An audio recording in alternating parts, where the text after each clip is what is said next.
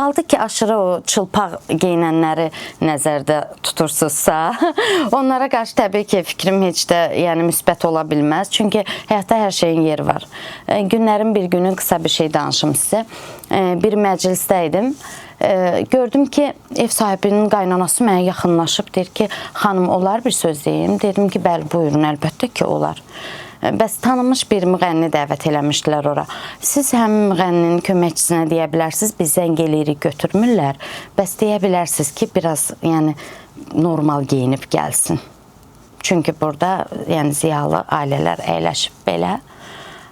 Açığı məndə yəni ki, müdaxilə eləyəcək vəziyyətdə deyildim. Dedim, xanım, siz onu bərbaşından danışmalıydınız. Yəni, elə bəzi müğənnilər var ki, vəziyyəti ona gətirib çıxardırlar ki, ev sahibləri dili ilə onu tələb eləyirlər ki, qapalı geyinsin. Qapalı dediyimiz ondan gedmir ki, yəni necə deyim, rəsmi bir geyimdə gəlsin ora. Çadırada gəlsin. Hə, yəni o qapalı geyim onda deyil, yəni dərəcəsində geyinin.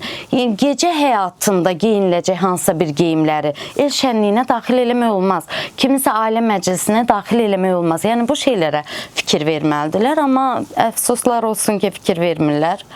Və bəzi verilişlərimiz var ki, verilişlərdə də, məsələn, məni verilişə dəvət eləyiblər, olub ki, verilişin prodüseri mənə deyib, Aynur xanım, biraz açıq geyinməzsiniz də. Mən demişəm, mən zaten açıq geyinən insan deyiləm.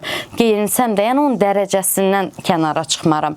Amma, yəni, bunu mənə deməkdənsə, mənə zəng vurub deyirsiniz ki, açıq geyinməyin.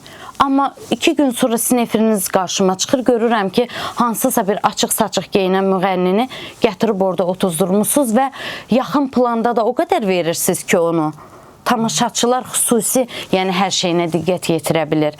Məsələ ondan gedir.